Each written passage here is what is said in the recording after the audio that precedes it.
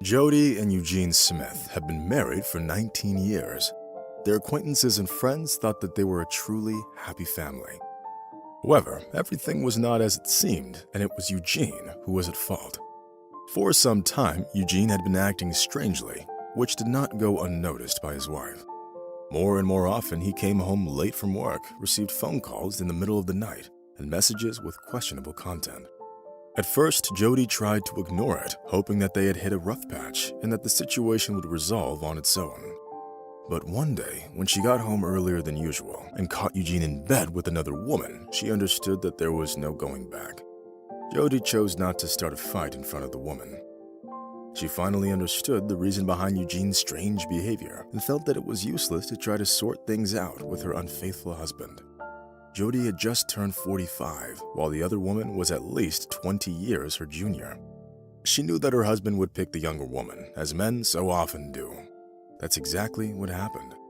Without saying a word, Jody left the room and headed towards the exit. The last thing she wanted was to hear her husband's ridiculous accusations, who was acting as if nothing out of the ordinary was happening. What a husband he turned out to be. That's what I get in return for being so good for him. At least Peter is already an adult. He'll understand what's what, thought Jody, without realizing that she started to cry. She understood that it would be hard to compete with the younger woman and felt the full bitterness of her husband's betrayal. What hurt the most was that Eugene did not even make an attempt to apologize or reconcile. Instead, he told Jody that he wanted a divorce because he intended to spend the rest of his life with the young woman. This news hurt Jody deeply. He was so quick to announce his intentions.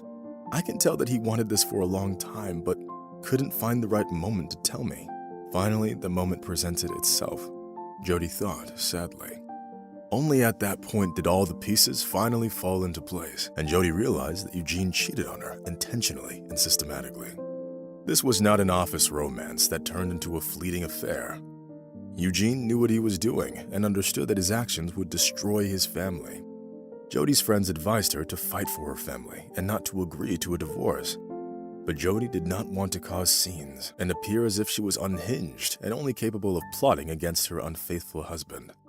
That's why Jody immediately agreed to a divorce, which delighted Eugene, who was expecting a prolonged legal battle. Jody felt humiliated and insulted, but knew that her life was far from over. In the meantime, Eugene once again did something that shocked Jody. He invited her to his wedding. He did it officially, sending her an invitation in the mail.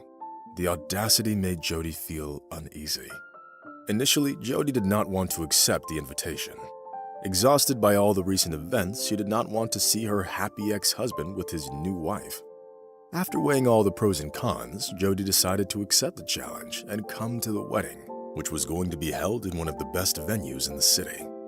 Of course, Jody knew that Eugene wanted her at his wedding to demonstrate his superiority. Most likely, he expected Jody to cause a scene and make herself look bad in front of all the guests. But Jody did not give him the satisfaction and behaved in an extremely dignified manner. Instead, Jody took the microphone and wished the newlyweds many years of happiness.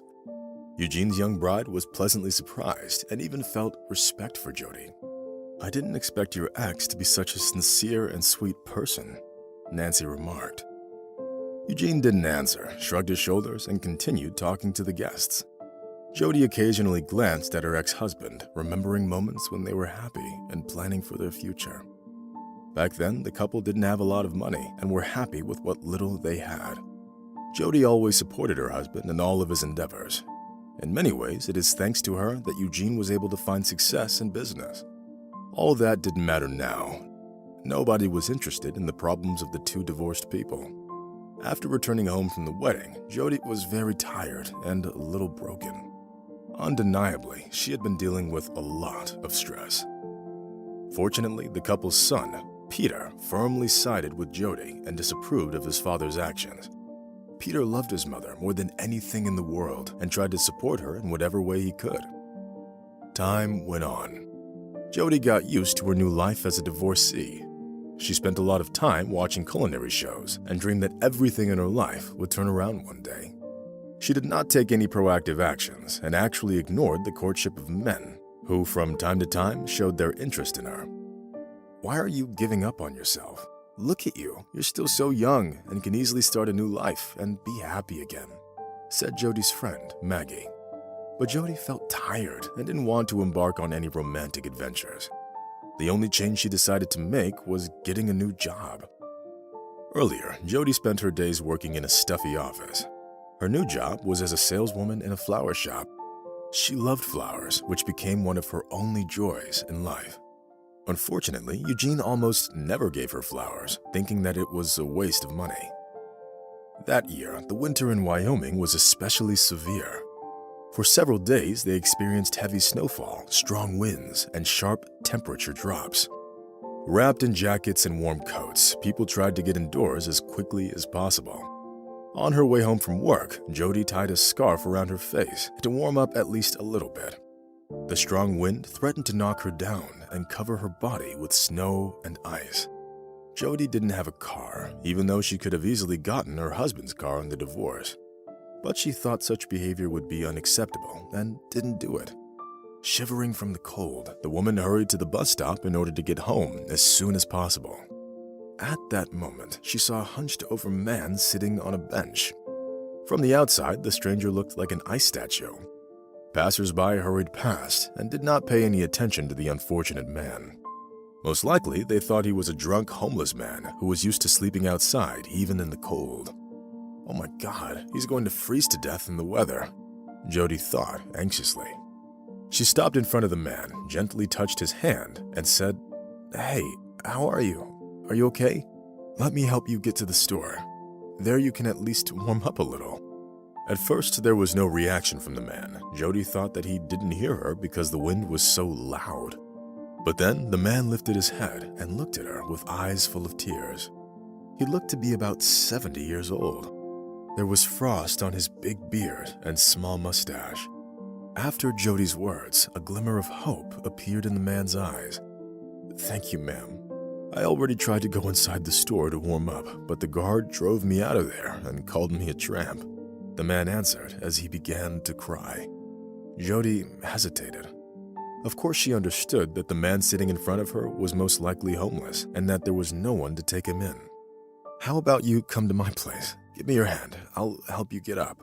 You can get warm, take a bath, and we can figure it out from there," suggested Jody.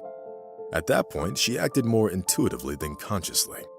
Lots of people would think that inviting a homeless person into their home was unacceptable and even shameful. Jody held onto the man's arm and led him home. It was very difficult to walk the half-mile. The wind grew even stronger, covering Jody and the homeless man with an icy drizzle from head to toe. Despite the piercing cold, the man was quiet and didn't complain. When Jody tried to get his name, the man looked guilty and shrugged his shoulders. "I'm sorry, but I don't have an answer to your question. A week ago, other homeless people found me with a big wound on my head, and I myself can't remember anything that had happened." "And what about an ID, a driver's license, anything?" wondered Jody. In response, the man simply shook his head and said that the other homeless people nicknamed him Charlie. When they reached Jody's house, they were both shivering from the cold. Entering the warm living room, Charlie held his hands in front of the fireplace and smiled blissfully. "I'll cook dinner. In the meantime, you can use the bathroom," said Jody. Charlie went to the bathroom after he warmed up a little. And half an hour later, an older man stood in front of Jody. His intelligent appearance gave off an impression of a smart and well-mannered person. For some inexplicable reason, Jody immediately felt respect and sympathy for him. At the table, Charlie behaved politely. His table manners were very good, which once again confirmed Jody's suspicions. She felt in her heart that Charlie was not an ordinary homeless man. She suspected that he ended up on the street because of some unfortunate accident. Despite the fact that Charlie could not remember his past, he was very well educated. He spoke about prominent historical figures and quoted famous literary works. By the end of the evening, Jody was convinced that she needed to help Charlie. Since Charlie had no identifying documents, Jody decided to take a picture of him on her phone. "Why are you taking my picture?" wondered Charlie. "I'll try to find out your identity on social media and on missing persons websites. I'm sure someone is looking for you. I doubt you spent your whole life on the streets," Jody explained. Charlie shrugged and thanked Jody for dinner. Her words gave him hope that he would be able to restore his memory and find his relatives. The next day, Jody went to work by posting pictures of Charlie on every social media platform and missing person site in the city and the state. At first, there was no reaction. To Jody's disappointment, no one recognized Charlie in his clothes. Jody then had a very interesting idea. She still had some of Eugene's clothes, including a few suits and ties and dress shirts. She offered one of the suits to Charlie. At first, Charlie was embarrassed and completely refused to accept such a gift, but after learning why Jody thought it would be a good idea, he complied. When Jody posted the updated photos of Charlie, a man named Robert Miller reached out to her within 3 hours. He was the son of Jonathan Miller, an oil tycoon whose net worth was in the tens of millions of dollars. It turned out that a week ago, Jonathan Miller buried his brother, whose life was taken by a lung disease. After the funeral, Jonathan allowed himself a couple of drinks, which is why he got into a car accident. It is unlikely that the businessman would have frozen to death if he wasn't taken in by a group of homeless people who noticed Jonathan's nice clothes. They took his nice stuff, and to a certain extent, that's understandable. People who have lived on the streets for so long could never afford nice things on their own. As a result of the accident, Jonathan lost his memory and could no longer remember who he was. Only now, thanks to Jody, did the man realize that he was actually a successful businessman. Upon learning that his father had been found, Robert Miller immediately came to Jody's house. Of course, memory did not return to Jonathan in an instant. It took about a month for his memory to come back completely. He recalled his past in fragments with the help of photographs and mental health professionals who use the most innovative techniques. "How can I repay you?" asked Robert Miller, looking into Jody's eyes.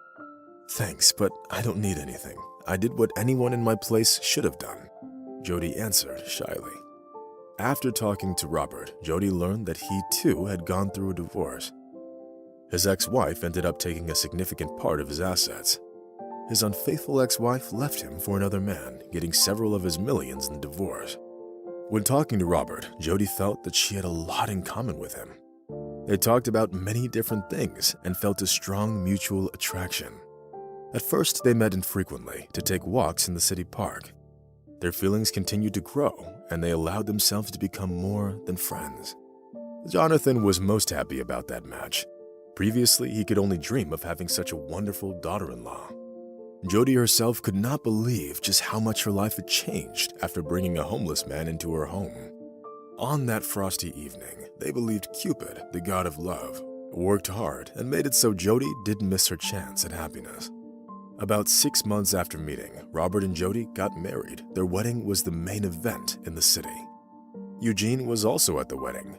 At that point, he was experiencing some pretty serious business problems.